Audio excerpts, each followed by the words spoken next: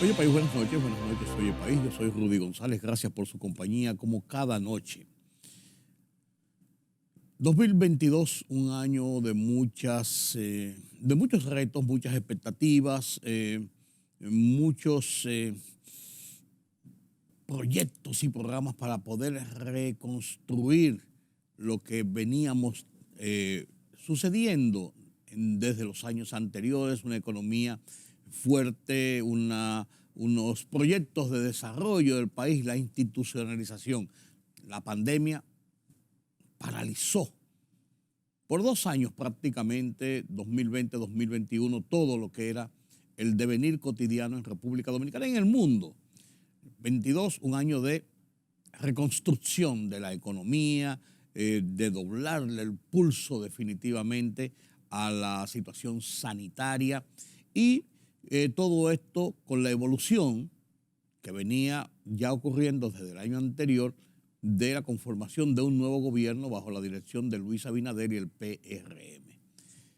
¿Cuál es la visión que se tiene de este año desde la presidencia de la República? Nadie mejor que su vocero, el periodista Homero Figueroa, para conversar sobre cuáles son los puntos luminosos que ve el gobierno, que ve la presidencia que ha tenido durante el 2022, cuáles son las cosas que quedan en carpeta, cuáles son los posibles fracasos, qué se piensa, qué se planea, qué se proyecta, qué se avisora para el 2023. Converso con Homero Figueroa, vocero de la presidencia de la República, después de la pausa.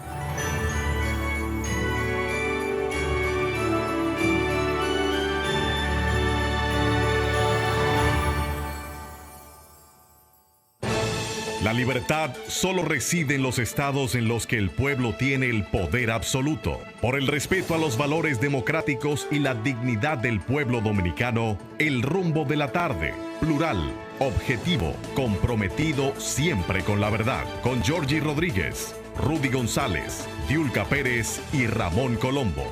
Los poderosos ya están en el aire.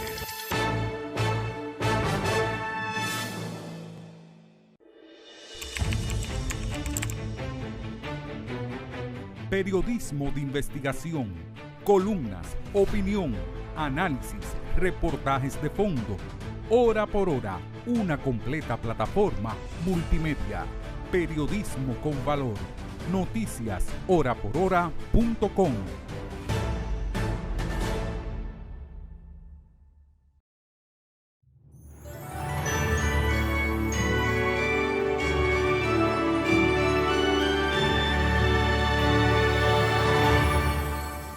Conversar con un periodista, con un comunicador, para mí es lo más cómodo del mundo, porque hablamos el mismo lenguaje. Cuando uno habla con un economista, uno piensa, caramba, la inflación, que la tasa del dólar, que si la guerra de Ucrania. Cuando uno habla con un político, déjame ver, porque a lo mejor le digo una cosa que no le gusta, le menciono a fulano o a Penencejo. Y así por el estilo. Cuando uno habla con un comunicador, estamos hablando de lo que nosotros sabemos y lo que nosotros pensamos. ¿De qué? Del país, del mundo, de las cosas que vemos bien, que vemos mal, que no vemos ni bien ni mal, sino que son las cosas comunes. Qué bueno tener con nosotros esta noche, como ha sido siempre que le hemos pedido compartir con nosotros conversatorios de esta naturaleza con Homero Figueroa. Homero Figueroa, el vocero del presidente, el vocero del Palacio, el vocero de la presidencia de la República. Tiene ese cargo.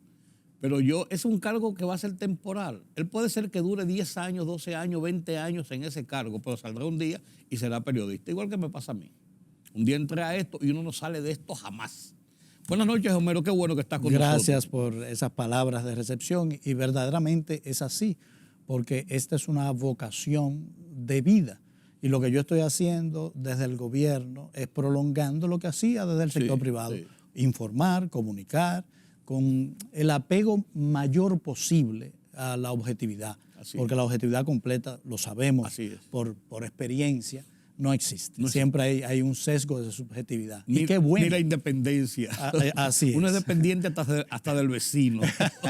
Pero a mí alguien me pregunta, ¿te puedo llamar a qué hora? Digo, yo soy como los pediatras o los ginecólogos, trabajo 24 horas, me despiertan a las 12 de la noche y ahí estoy. No estoy disponible, pero ahí estoy. Y contesto los teléfonos. Pero cuando llegan los fines de año, uno siempre, por razón de vida, uno ve, ¿qué he hecho? ¿Qué ha pasado? ¿Cómo me he comportado? ¿Cómo se ha comportado mi entorno? ¿Ha sido fructífero todo lo que he hecho, lo que no he hecho? Y en tu caso, el gobierno, tú personalmente, uno siempre tiene que hacer este recuento de vida. A mí no me gusta sacar 10 cosas, 10 puntos importantes. Yo creo que la vida es una dinámica y una cosa incluso trae la otra. Así es. ¿Cómo tú enmarcarías un año tan complejo? Yo recuerdo que el año pasado, a final de año, conversábamos y veíamos el 2022 como un año de retos. Era un año de retos porque veníamos de 2 años de pandemia que no pensábamos nadie y que nos trastocó la vida. El 2022 ha sido un año interesante con altas y bajas, con todo lo que sabemos, inclusive con una guerra casi mundial, porque hemos estado al tri de que a alguien se le ocurra apretar el botón. ¿Cómo tú enmarcarías este año? Por ahí es que hay que iniciar. Recuerdo que tú me entrevistaste en el cierre del 2021 e hicimos una proyección del 2022. Y yo te había dicho que procurábamos mantener los avances que habíamos logrado en un año difícil, pero que fue de extraordinarios resultados, como el 2021. Y me refería a lo fundamental, a la variable fundamental, que era la economía. Recuerda que en ese 2021 cerramos con un crecimiento de un 12.3% y cerramos con cifras, con indicadores magníficos en las reservas internacionales, la inversión extranjera, la estabilidad de la tasa de cambio. Y el compromiso fundamental de nosotros, del gobierno, era mantener esos indicadores. A la vuelta de un año más, podemos decir que hemos logrado con creces mantener esa estabilidad. Sigue la economía mostrando fortaleza. La proyección hasta el día de hoy es de un 5.8%. Pero yo quiero rescatar esa primera impresión que me pides cuando entré en enero a la oficina del presidente, y voy a hacer esta confidencia. Él me dijo, caramba, qué diferente hubiese sido si nos hubiese tocado tiempos mejores. Y yo le diría normales, por así decirlo. Sí, porque nos ha tocado los años más difíciles, de crisis más complicadas para la República Dominicana. Y yo le contesté que era todo lo contrario, que gracias a Dios le había tocado a la República Dominicana un presidente del calibre de Luis Abinader en sus años difíciles, porque ha demostrado capacidad de gerencia, prudencia, sentido de la oportunidad y sobre todo proactividad para irle delante a los problemas. Eso era en enero, todavía no había estallado la guerra de Ucrania. Estalló en febrero, claro. Correcto, pero ya a finales de ese mes sentíamos los coletazos de la inflación producto de la disrupción causada por la pandemia, que la gente ha olvidado eso. O sea, la pandemia obligó al cierre productivo. Mundial y nacional. Mundial. Nosotros no fuimos la y excepción. eso provocó una serie de variables que fallaran. Por mencionarte una variable, el aumento de los contenedores. Porque sencillamente al cerrar los puertos y volverse a reabrir la gran demanda, bueno, provocó un alza de los precios. Por mencionar una sola variable. Y recuerdo que la preocupación por el impacto del choque inflacionario internacional en el presupuesto de las familias dominicanas fue nuestra principal preocupación, que se agravó en febrero 24 cuando el ejército ruso decide cruzar la frontera que lo separa de Ucrania e iniciar una guerra que todavía dura. Bueno, eso indudablemente elevó a la 10ª potencia las dificultades que habíamos previsto normales por la disrupción de la pandemia. Se agregó a la disrupción de la pandemia un conflicto bélico en Europa, lo impensable. Sí. Un conflicto bélico focalizado entre dos naciones en el terreno, pero que en la realidad entraña un conflicto bélico mundial, Dimensiones mundiales, correcto, claro, por la claro. participación de todos los actores principales de la escena geopolítica del mundo en ese conflicto. Y por lo que tiene que ver con el petróleo, con Exactamente. los commodities, los granos. O sea, es mucho más amplio de que los rusos están tirando misiles en Ucrania. Correcto. Sí. Así, saliendo entonces de un año 2021 donde habíamos podido manejar las dificultades heredadas de la pandemia, reconducir y reactivar la actividad económica, recuperar el empleo perdido por el cierre de la pandemia, nos encontramos entonces con este embate inflacionario producto de esos dos fenómenos. Acomodándose para comenzar el año, porque enero es un año como de resaca. Correcto, ya supimos entonces que teníamos que recuperar la energía, el espíritu combativo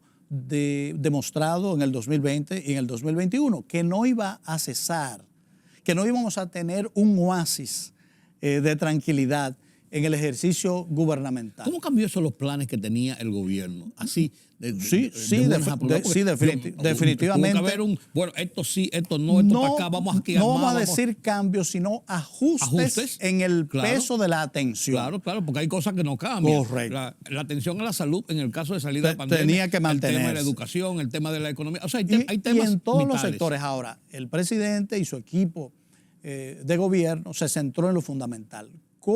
¿Qué hay que hacer para proteger el presupuesto familiar de estos embates inflacionarios que hemos visto cómo se han expresado en naciones desarrolladas que presentaron... incluyendo Estados Unidos. Estados Unidos, Inglaterra. La misma Francia, China. Exactamente, con indicadores inflacionarios que no se veían desde hace medio siglo. Entonces, la República Dominicana se preparó por ese sentido de proactividad del presidente y se tomaron una serie de decisiones que a diciembre hoy se ven lo oportunas, lo valiosas, lo sensatas que fueron, aunque en su momento algunos sectores de la oposición atacaron algunas de esas decisiones. Lo primero fue conservar la capacidad productiva del sector agrícola de la República Dominicana, porque el embate inflacionario ataca lo fundamental, la alimentación de la gente. Que tuvimos una suerte de que, y venía el ejemplo de que tuvimos una suerte que en medio de la pandemia, si una cosa que no faltó fue la producción nacional. Así es. Porque si dentro de la pandemia también tenemos una escasez de alimentación, hubiese sido un drama tremendo. Que es algo que la gente olvida como un logro. No fue generalizado en el mundo ese comportamiento. La República Dominicana fue excepcional en ese aspecto también de mantener su aparato productivo afinado y con capacidad de abastecer las necesidades de consumo de los dominicanos.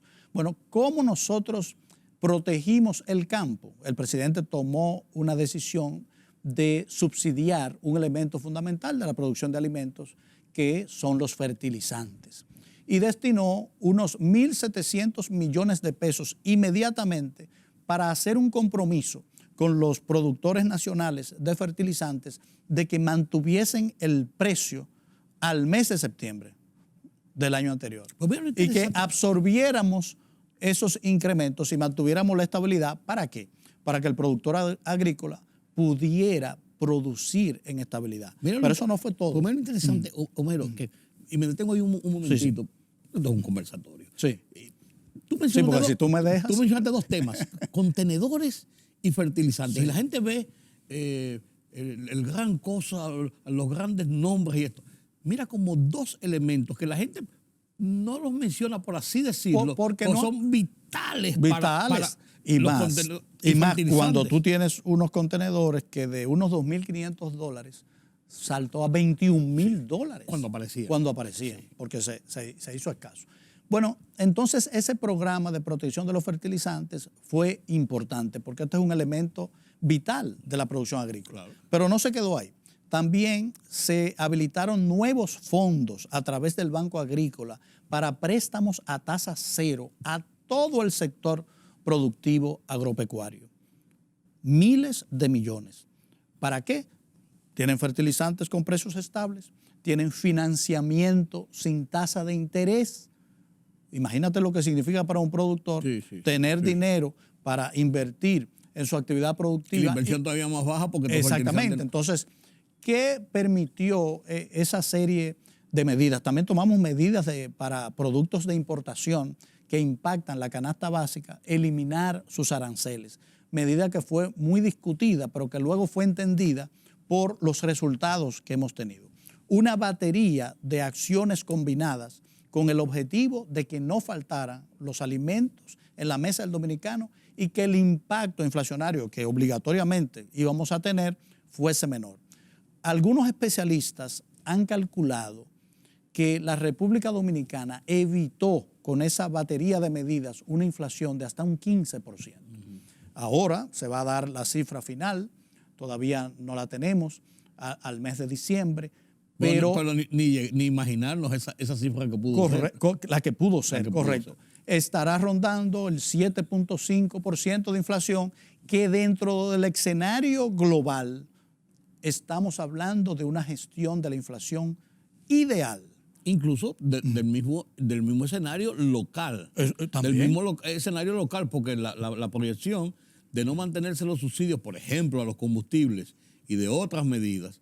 Correcto, esa fue dentro del esquema, diría yo, la más importante, porque el combustible es transversal a toda la actividad productiva. Sí, el gobierno hasta la fecha ha destinado unos 40.000 millones de pesos a mantener, a sostener el precio de los combustibles. Lo que ha generado eso en tranquilidad para el sector productivo, pero en tranquilidad también para los ciudadanos. Sí. ¿Cuánto le ha ahorrado el gobierno al bolsillo del ciudadano que va a repostar su combustible en las estaciones durante todo este año? Y una tranquilidad social con valentía. Con un sector tan sensible como son los transportistas.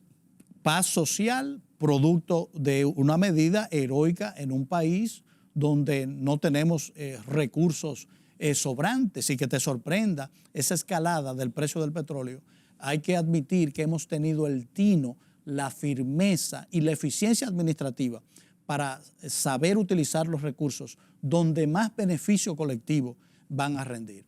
Y a diciembre nos debemos sentir satisfechos de haberle ahorrado una presión extraordinaria al pueblo dominicano en materia de consumo. Todo el mundo, este es un país extraordinariamente informado, sabe qué ha causado el aumento del precio de la energía en España, por ejemplo. Sí. ¿Qué ha causado el aumento de los combustibles en los Estados Unidos, que vio subir la inflación en el mes de octubre de este año a un 8%, que nunca se había visto? Cuando yo vi un titular que decía, en uno de esos periódicos americanos, que decía que era una situación crítica, que había subido 64 centavos el precio de la gasolina. Sí.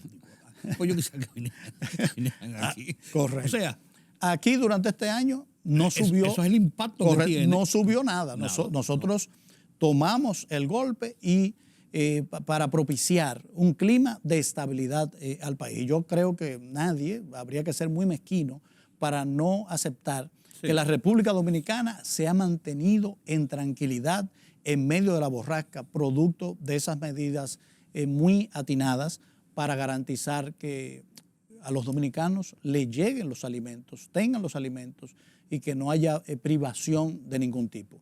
Pasando a otro sector fundamental que se ha convertido en la columna vertebral de la economía dominicana, el sector turístico. Ahora la gente entiende por qué el presidente, en medio del cierre de la pandemia, siempre sacaba tiempo para ir a atender la apertura de un hotel, la inversión. Yo fui crítico y es entendible, porque no se veía claro. De que se proyectara tanto hacia el turismo cuando habían otras cosas que en mi juicio y mi pensamiento eran más importantes. Pero ¿por qué abrir los hoteles? ¿Por qué? Y ahí el presidente demuestra una de sus características fundamentales. Es una visión de buen gerente, de buen planificador. El presidente no tiene anteojeras, no ve solo una sola cosa. Tiene una visión global, una visión de helicóptero, sistémica. ¿Y qué él entendía del turismo? Bueno, lo que nosotros vemos ahora. ¿Cuál es el sector que consume la mayor cantidad de los alimentos producidos por nuestro sector agropecuario? Turismo. Es el turismo. Sí. Si se cierra el turismo, las ventas que hace el sector agropecuario a ese consumidor flotante se pierde. Si se pierde esa posibilidad de venta, se deprime la producción agrícola, por mencionar. Y el comercio. Correcto. Se va al Pero suelo. ni hablar del impacto que tiene la inversión turística en el sector, por ejemplo, de infraestructura, de construcción. Inversión Si tú extranjera. no estimulas la inversión, se para eso. Entonces, toda la cadena de valor de esa industria pierde ingresos. El presidente lo sabía. Y podríamos utilizar una vieja frase antigua que los romanos utilizaban. Cuando el albañil trabaja, todos comen. Bueno, cuando hay inversión en sector turístico, se levanta un hotel, bueno, esa inversión se derrama en todo. Y el presidente entendió lo importante que era ese sector. Al día de hoy, la última cifra que tenemos, porque hay que esperar al 31, Nada, 7 millones millones y medio de turistas. Por primera vez en la República Dominicana hemos sobrepasado los 7 millones. Los 7 millones por la vía aérea. Correcto. Que cuando se le computen también los cruceristas. Correcto. Que yo no sé por qué es esa segregación. Digo, hay una razón técnica de que no pernoctan una noche. Pero creo que los 7 millones y medio está consolidado. Está consolidado. No, a noviembre estaban ya en 7 puntos tanto con los cruceristas. A noviembre. Sí. En diciembre se ha hecho un pronóstico, se espera un mínimo de 850,000 visitas. O sea que fácilmente pudiéramos estar sobrepasando los 8 millones. Sí.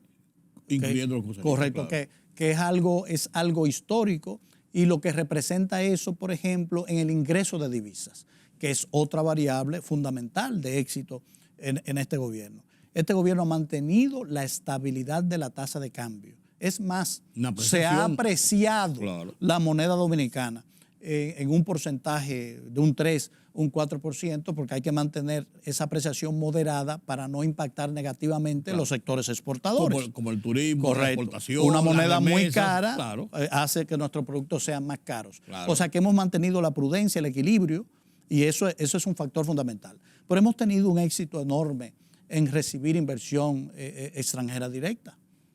¿Quién lo iba a decir que a poco tiempo del cataclismo que representó la pandemia, la República Dominicana iba a ser un país tan especial, tan bien gestionado, que genera tanta confianza en el sector internacional de la inversión que iba a traer miles de millones de dólares? Más de 4.500 millones. Así es, una inversión histórica. Sí. Y de ahí, si pasamos a las reservas internacionales, que es lo que permite darle confianza y estabilidad a una economía, la República Dominicana tiene reservas que le garantizan el pago de sus importaciones por lo menos por los próximos 7 u 8 meses. Y eso nunca se había visto. Estamos hablando de reservas que rondan los 14,000 millones de dólares. Entonces, la economía, la macroeconomía manejada, gestionada de una manera brillante. Y si vemos la microeconomía, esa del ciudadano, también porque todas nuestras políticas han ido a proteger el presupuesto de la familia. Y cuando tenemos que trabajar con las familias más vulnerables, hemos potenciado entonces los programas sociales. Hay que resaltar la creatividad en materia de programas sociales, el bono familiar, que fue en momentos en que la gente sentía el embate de la inflación, el presidente tomó la decisión de crear un bono coyuntural para ir a sostener, a fortalecer el presupuesto familiar. Y eso permitió... Yo recuerdo a finales del 21 cuando se dijo, bueno, se terminaron los programas que se tenían. Exactamente por la pandemia, y era natural. Sí. Y hubo, yo no voy a decir pánico, pero muchos temores en muchas principalmente las personas más las familias más vulnerables. Pero ahí hubo una gestión cuidadosa, porque hubo un desmonte gradual y a la vez se creó un programa que duplicaba la ayuda social histórica que se daba en la República Dominicana. Se duplicaba en dinero y se ha duplicado en personas.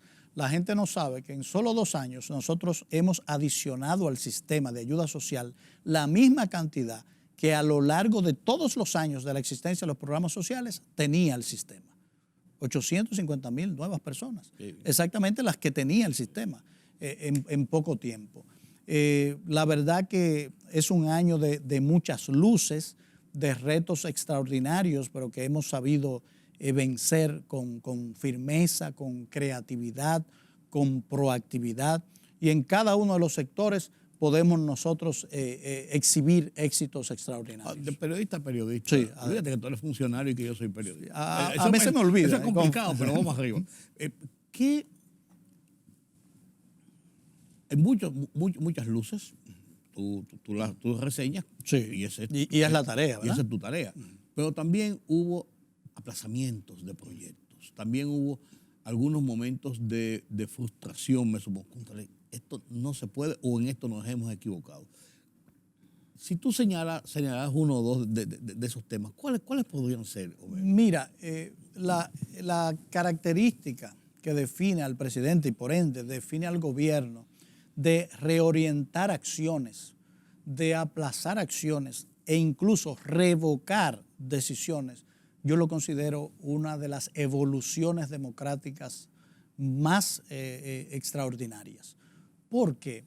Porque ¿qué es la democracia? La democracia no es más que un sistema de decisión colectiva, donde los ciudadanos, el soberano, el pueblo soberano, es el que tiene la autoridad. Entonces, ¿cuál ha sido el comportamiento histórico de nuestras autoridades? Es inmediatamente llegan al poder la desconexión de las decisiones con la voluntad general. ¿Cuál era la tradición? Bueno, ya yo soy presidente, yo soy gobierno, yo tomo una decisión, la decisión no cae bien a la colectividad, pero yo no me equivoco. Sí. Yo no me equivoco y yo sostengo esa línea. Y yo lo dije y yo lo hago. Exactamente, y no lo retiro. Porque se veía como una muestra de debilidad. Error. Es no entender lo que es la democracia. No puede ser muestra de debilidad la capacidad de escuchar al mandante, al mandatario que es el pueblo. El mandante es el gobierno. Entonces, usted escuchar al pueblo soberano cuando le dice, no, esa medida no me gusta.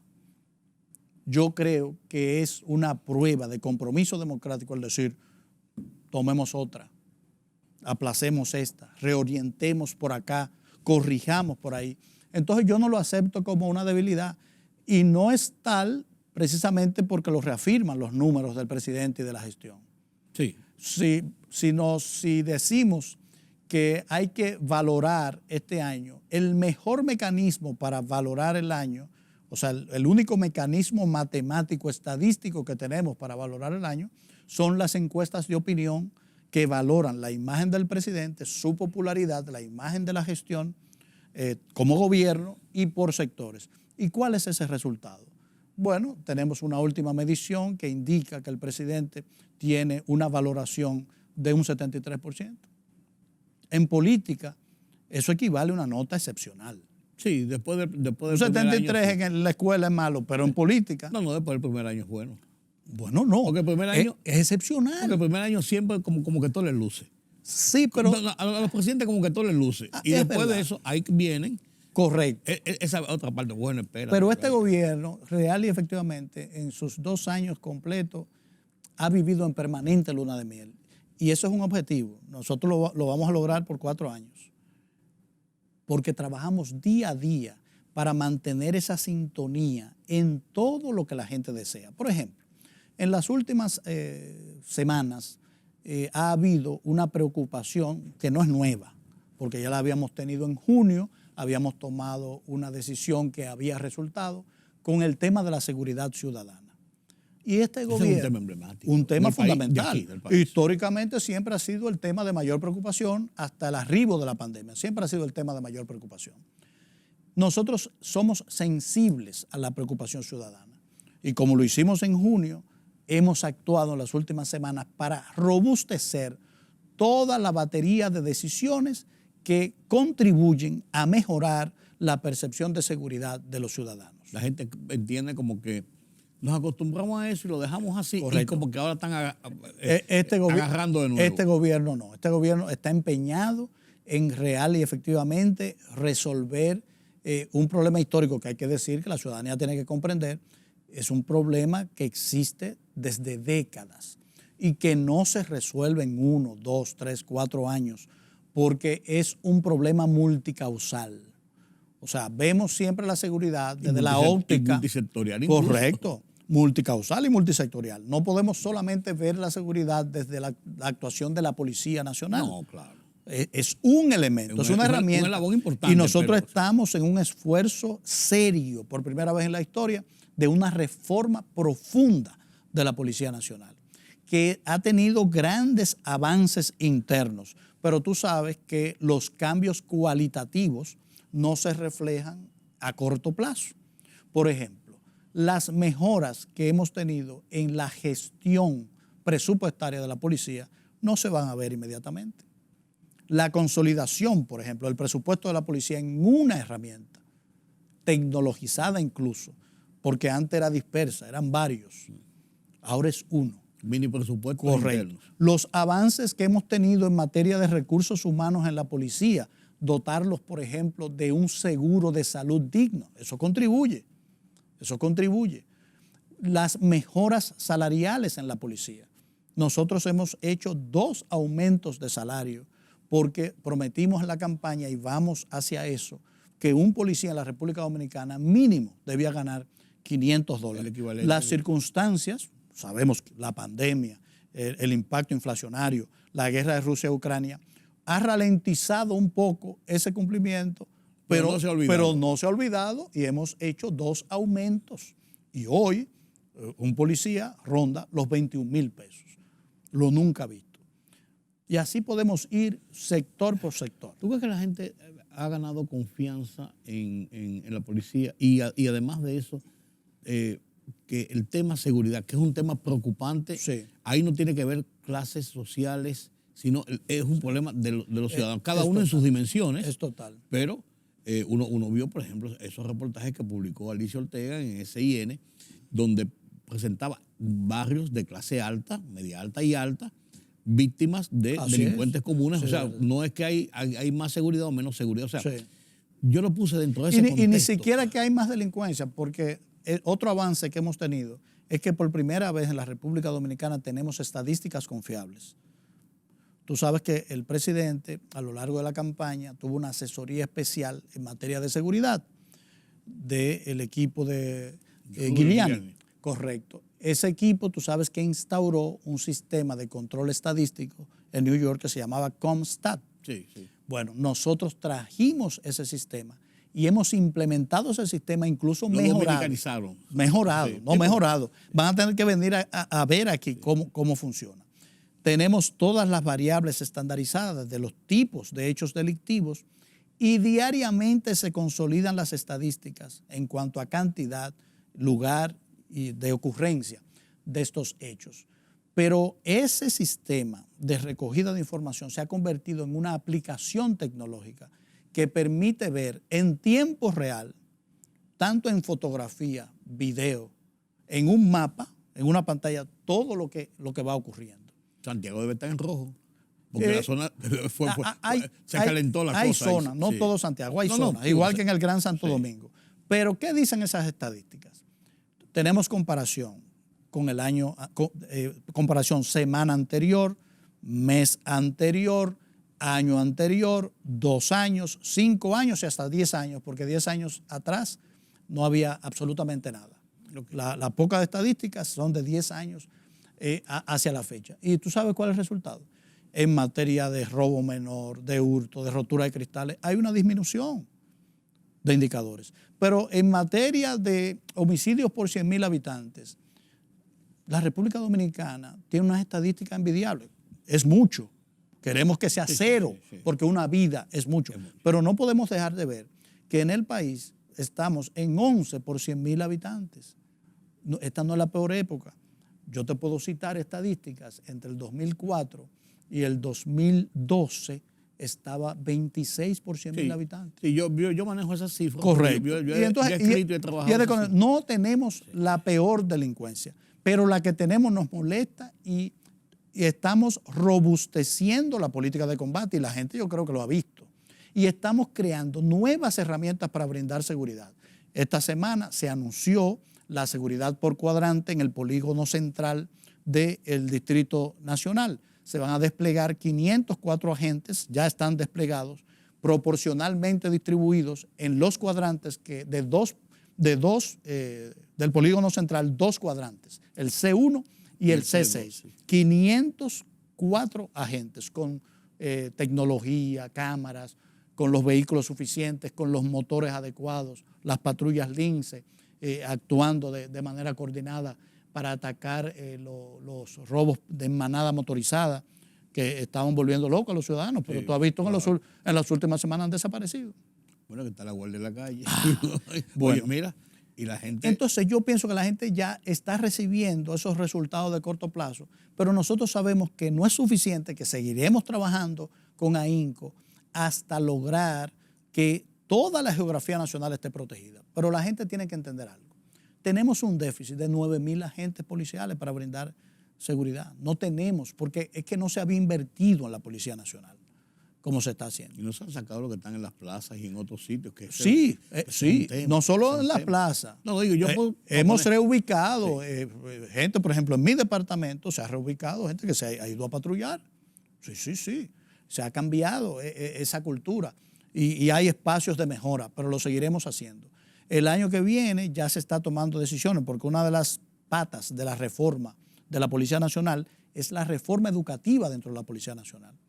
Ahí se ha hecho un trabajo extraordinario para formar a los policías. Y ya el año que viene vamos a formar una primera camada de 5,000 agentes. Se están preparando infraestructura física para acoger esa cantidad y en el primer semestre formarlos y que en el segundo semestre puedan actuar e ir llenando ese déficit.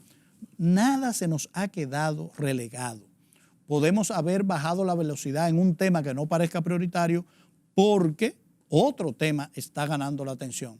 Pero este es un gobierno que funciona a varias velocidades. Pero permíteme una pausa en este punto. Sí. Y a la vuelta, yo quiero hablar de 2 temas, que uno de ellos importante, otro quizás del morbo periodístico.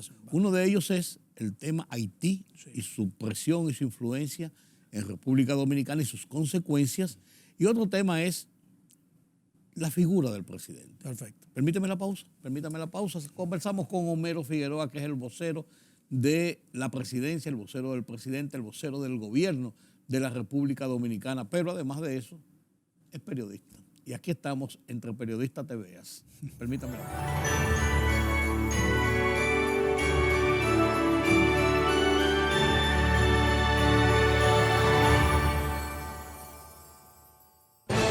La libertad solo reside en los estados en los que el pueblo tiene el poder absoluto. Por el respeto a los valores democráticos y la dignidad del pueblo dominicano, el rumbo de la tarde, plural, objetivo, comprometido siempre con la verdad. Con Georgie Rodríguez, Rudy González, Diulca Pérez y Ramón Colombo. Los poderosos ya están en el aire.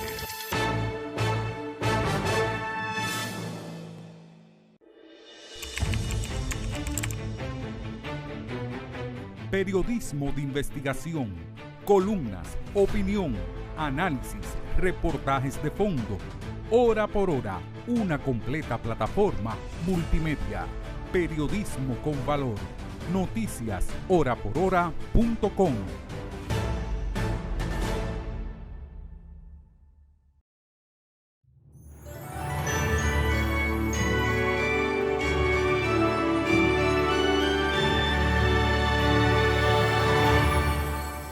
Gracias por continuar con nosotros aquí en Oye País. Analizamos, vemos, conversamos sobre lo que fue el 2022, como hace toda la familia y todo el mundo cuando termina un año y viene otro por delante. La gente cree que en el tránsito del 31 de diciembre al 1 de enero de cualquier año como que el mundo cambia. Y no es así. El mundo sigue, pero la psicología de la gente cesa. Y por eso hacemos este ejercicio en esta noche con Homero Figueroa, que es el vocero de la presidencia, el vocero del presidente, el vocero del gobierno de la República Dominicana. Gracias por tu compañía, Homero. Gracias a ti por la invitación. Te dejé pendiente. El tema Haití. El tema Haití es un tema que nos ha preocupado a todos, porque es un tema de la República, no es un tema del gobierno de Luis Abinader, no es un tema del gobierno anterior, no es un tema del gobierno que viene, es un tema del país. Ahora, con la visión con que se trate, tiene dimensiones diferentes. ¿Cómo tú enfocarías lo que ha hecho el gobierno, la visión que tiene el gobierno sobre este tema haitiano en este momento de críticas de explosión demográfica, de inmigrantes, de situación de crisis mayor en el vecino país? Mira, quiero empezar diciendo con total firmeza, rotundidad y convicción de que este ha sido el gobierno que con más responsabilidad ha manejado el tema haitiano en la historia de la República Dominicana. Y lo hemos manejado con una filosofía clara. Yo la llamo una filosofía de dos variables. Entender la solidaridad de vida histórica entre dos pueblos hermanos, sin olvidar la responsabilidad que tiene el gobierno dominicano de cumplir y hacer cumplir la Constitución y las leyes en materia migratoria. Una cosa no quita la otra. Dicho esto, este es el gobierno que está construyendo la valla tecnológica inteligente en la frontera para organizar, robustecer la seguridad y organizar toda la relación entre Haití y la República Dominicana a través de la frontera. Esa valla indudablemente va a ser un antes y un después en materia de seguridad fronteriza, porque tenemos una frontera amplia y una frontera variada e irregular, y no hay la capacidad humana de sellarla totalmente, solamente con los elementos de las Fuerzas Armadas. Tienen que combinarse otros elementos. Entonces, la combinación de esta valla tecnológica inteligente con los recursos humanos de las Fuerzas Armadas, yo pienso que van a dar un aumento cualitativo en materia de seguridad y de organización de toda la actividad fronteriza. Pero también ha sido el gobierno que más apoyo le ha dado a la Dirección de Migración para ejecutar su responsabilidad, la responsabilidad que la ley le da. Una de esas responsabilidades es controlar el tema de la migración ilegal en el territorio nacional.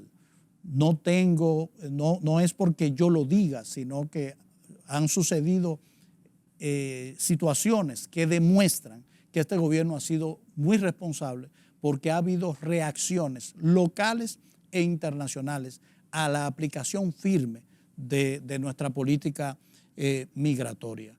La Dirección de Migración actual se encuentra aplicando un programa sistemático a nivel nacional para reducir el gran peso de la migración ilegal haitiana en la República Dominicana. Sin violentar los derechos humanos. Y situaciones reales de pobreza de muchos de ellos. Que esa ha sido otro de las muestras ejemplares. Puede haber opiniones, pero no ha habido ninguna prueba, ni documental, ni de video, que se vea un atropello a un nacional haitiano en situación de ilegalidad en la República Dominicana.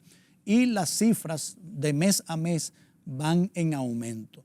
Y la idea es equilibrar lo que hasta ahora estaba desequilibrado, porque todas las autoridades anteriores se habían descuidado y habían actuado con irresponsabilidad en esta materia. Llevamos el tema con firmeza, cumpliendo el compromiso, como dice el presidente de la República, que es primero con el pueblo dominicano.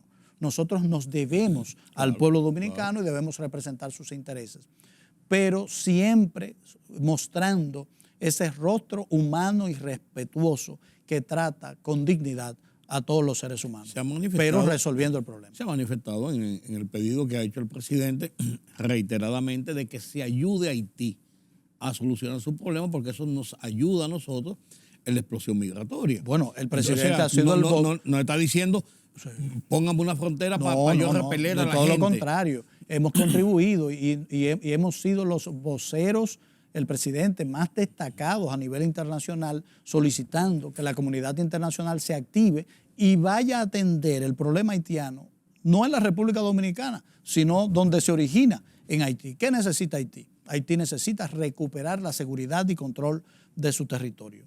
Haití necesita inversión para construir instituciones democráticas. Una fundamental, la de identificar a todos sus ciudadanos. Por ejemplo, ahí no sabe quiénes son ni cuántos son. Correcto. La comunidad internacional que muestra siempre mucha inclinación y mucho interés en el tema de la documentación de este lado, debería también mostrar interés y poner recursos a documentar a los haitianos en su país de origen. Claro. Esa sería una gran solución. Haití, ¿qué necesita también? Haití necesita recuperar su proceso democrático, organizar elecciones y elegir autoridades legítimas que el pueblo haitiano reconozca como una oportunidad para su evolución democrática. Yo creo que el pueblo dominicano debe darnos altas notas en esa materia porque hemos actuado con responsabilidad en defensa del interés nacional. Lo hemos visto cuando algunas figuras visibles, países o instituciones han opinado con respecto a nuestra política. El mismo presidente de la República ha respondido con firmeza y claridad diciendo lo que los dominicanos quieren oír. Nosotros vamos a manejar el problema, vamos a resolver el problema, vamos a moderar lo que hasta ahora se nos había salido de la mano. No, y si vemos los ejemplos de cómo ha sido ese manejo precisamente de los propios migrantes ilegales haitianos en otras dimensiones, en otras zonas, aquí mismo, en esta zona, incluyendo Estados Unidos, yo creo que las notas de nosotros deben ser más A, claro, en cuanto al respeto. Y si se nos mide por la solidaridad, también más A, claro, porque no hay país en el mundo que haya contribuido más con Haití en materia de salud, día a día, en materia educativa, en materia de comercio, de todo. No, al día a día. Al día a día. Nosotros incluso realmente somos el sostén. Afirmativo, eso es así. Mira, Homero, yo no quisiera dejar este conversatorio sin tener una visión del hombre que está cerca del presidente. Uno de ellos. Bueno, el hombre que está en materia de comunicación, sí. Y lo digo por lo siguiente. A principios de este mes, a mí me invitaron a ir a ver unas inauguraciones del presidente. Me han invitado varias veces y yo a veces soy medio apático, lo confieso, ¿eh? Incluso mi esposa me ha dicho muchas veces, pero caramba, pero tú no quieres ir a nada. No solamente al presidente, a nada. Cada uno es como es. Así es. Y yo tengo mis experiencias con los viajes de los presidentes y esa parafernalia, esa cosa y la presión y la seguridad, todo lo que envuelve. Pero me decidí y fui y tuve una gratísima experiencia con el presidente, que hablando de eso que hablábamos de Haití ahora, ese desarrollo que se proyecta hacia la frontera para mí es, yo creo que es uno de los puntos vitales de enfrentar el problema de la frontera. Pero bien, a lo que me quiero referir, yo vi a un presidente diferente. Yo conocía a Luis hace muchos años, cuando incluso iba un muchachito jovencito y me llevaba algunos comunicados y notas de prensa a última hora sobre asuntos turísticos de las empresas que tenía la familia. Y conocía a Luis. Al presidente Abinader no lo he tratado como presidente, o sea, no he interactuado como presidente. Y cuando fui a estas inauguraciones en Montecristi y Manzanillo, uno, como periodista, sin proponérselo incluso, lo que hace es observar las cosas y ver las cosas diferentes. Y vi un Luis Abinader que en un momento determinado entró a uno de los actos y no se percató mucha gente de que había entrado el presidente porque todo el mundo anda con chacabana blanca y con ropa blanca y él anda con chacabana y ropa blanca. Ha impuesto esto y entonces se confundía entre la gente. Tú no podías resaltar que el presidente es el hombre que anda formal con el saco corbata y que mide 7 pies. No, él es un poco alto, pero no resaltaba. Y lo vi en los gestos y vi un hombre diferente, humano, y a veces yo me pregunto, pero ¿y cómo soporta 16, 17, 18 horas diarias en esto? Así es. Tú que estás cerca del presidente, ¿cómo tú has visto la evolución de este hombre en ese ejercicio? Eso es lo más interesante, que tú dijiste que conociste a Luis, ciudadano, empresario, y que no has tenido mucha relación con el Abinader presidente. Una de las características es que ese Luis... Sí, yo lo veo en los periódicos, lo que dice y lo que no. Pero ese Luis que tú conociste es el presidente. Con la evolución natural que los años dan, que la experiencia adiciona a la personalidad de un ser humano, pero es el mismo Luis que tú conociste en términos de sus rasgos humanos. Por ejemplo, la cercanía. Sigue siendo una persona cercana, no solamente con su entorno, sino con los ciudadanos. Luis es un presidente que responde su WhatsApp. Tú le escribes cualquier cosa y te va a responder. No es otra persona. Está sentado en una silla. Es el mismo. No hay aquella silla siempre que se lleva por los presidentes. Se sentó en una silla igual que la de todo el mundo. No, totalmente, donde le toque. Y tampoco viene una gente que está detrás para sacarle la abierta, silla cuando él se para y se sienta. Abierta a conversar, se puede discutir y debatir. Es una persona que puede aceptar razones contrarias. No busca imponerse, teniendo la autoridad para ello. No la ejerce así. O sea, es una persona de carne y hueso. Es una persona ordinaria en ejercicio extraordinario, como yo digo de todos nosotros los funcionarios, porque debemos replicar esa manera de ser. Entonces yo, que lo conozco desde antes de ser presidente, te puedo decir que una de las cosas más valiosas es que no le ha cambiado nada el poder. Y eso solamente le pasa a personas que tienen la cabeza bien puesta. Y su humor y temperamento. Igual, es igual. No coge su cuerdazo y da 4 golpes en la mesa y echa sus cos. De hecho, lo ha hecho públicamente. Y echa sus cos. Pero es que todos cogemos cuerda de una vez. Sí. Y es una persona así muy espontánea, pero no tienen consecuencias. Okay. Porque es una persona humana, cariñosa, leal. Porque leal eso, a sus amigos, a sus colaboradores. Cuando un hombre que es presidente coge cuerda, uno claro, porque es la autoridad máxima. Pero la cuerda él no la coge con la persona. Es con el problema o con la situación. Y lo único que tú tienes que hacer es resolver el tema. Porque eso sí le da felicidad, le da tranquilidad. La eficiencia. Tú lo que tienes que responder es con eficiencia. Porque él se molesta con las cosas que no funcionan cuando deberían funcionar. Yo le voy a apuntar una cosa a Homero ya, vamos, finalmente, y con esto terminamos. ¿Cómo se hace Homero, el hombre que traza las estrategias, o uno de los hombres principales de trazar las estrategias de comunicación del presidente, cuando uno se encuentra desde el propio gobierno, algunas personas, algunos funcionarios, altos funcionarios o personas afines, que dan algunas declaraciones que son controversiales o que arman estos escándalos y estos líos?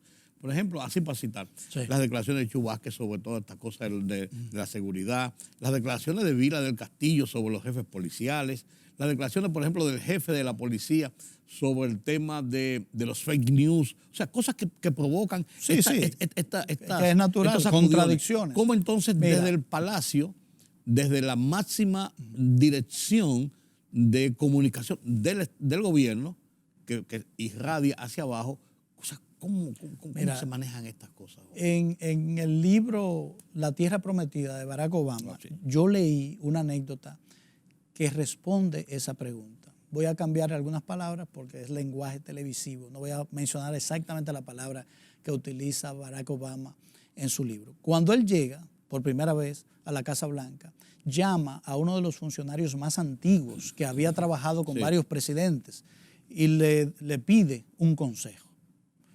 Y ese funcionario le dice, bueno, el único consejo que yo te voy a dar es el siguiente. Entiende que alguien en algún momento, en algún lugar, va a cometer un error. ¿Entiende eso? Así va a ser. Entonces, eso me lleva a la respuesta en una palabra única a tu pregunta. Con humildad, sabiendo eso. Va a haber errores y uno tiene que saber manejarlo. ¿Por qué? Porque estamos hablando de cientos de personas. Un gobierno es enorme y alguien en algún lugar, en algún momento, se va a equivocar. Incluso yo, me puede pasar a mí. Entonces uno tiene que tomarlo con humildad, no se cae el mundo, todo se puede arreglar y también es irreal pensar que un conglomerado humano siempre va a ser correcto, siempre va a ser agradable, siempre va a dar pronunciamientos que la gente va a aceptar sin discutir. Eso no es verdad. Nunca en la historia de la humanidad ha habido un gobierno libre de pronunciamientos conflictivos o contradictorios. Eso me recuerda lo que decía mi compañero, iba de tiempo siempre, Orlando Gil. Cada presidente debe hacer 10 millones y medio de discursos para el 27 de febrero para acomodarlo a cada uno. Correcto. Porque duraría 15 horas. Algo del discurso a alguien no le gusta. A mí me ha llamado.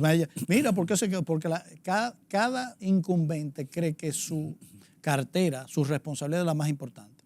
Y un discurso de rendición de cuentas es un resumen. No puede decirlo todo de todos los ministerios.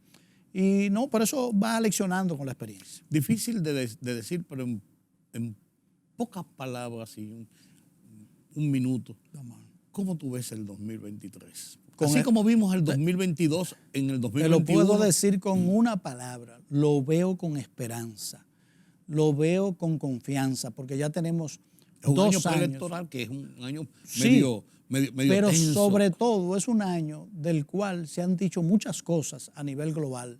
Por ejemplo, hay muchos expertos en economía que presagian una recesión en los centros económicos más importantes del mundo y evidentemente eso tendría un efecto para la República Dominicana importante. Pero pese a ello, yo veo el año con esperanza. Si nosotros continuamos manejando con el tino que hemos manejado la economía nacional, que es lo primero que debemos cuidar, vamos a tener un año de crecimiento económico. Por encima de lo que pueda suceder, yo lo veo así, lo veo realmente con optimismo total, porque ya tenemos experiencia. Hemos pasado las cosas más difíciles y aquí estamos. ¿Y de qué manera estamos?